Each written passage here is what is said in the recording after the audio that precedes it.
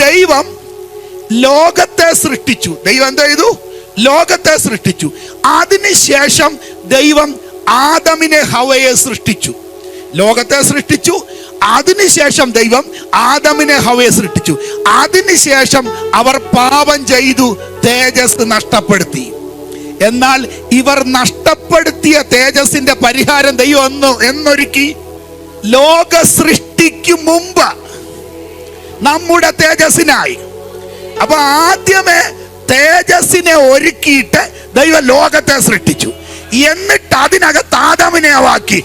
എന്നിട്ട് അവർ പാപം ചെയ്ത് തേജസ് നഷ്ടപ്പെടുത്തി.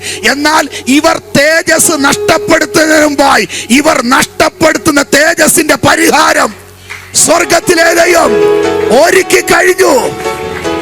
കഴിഞ്ഞു.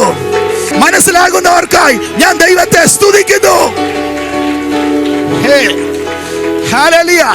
ഇച്ചിരൂടെ സിമ്പിളായിട്ട് നമ്മുടെ ഭാഷ പറഞ്ഞാൽ ദൈവത്തിന് വരെ നീ ഒരു പ്രശ്നത്തിന് അകത്തകപ്പെടുന്നതിന് മുമ്പ് അതിന്റെ പരിഹാരം സ്വർഗം ഒരുക്കി കഴിഞ്ഞു.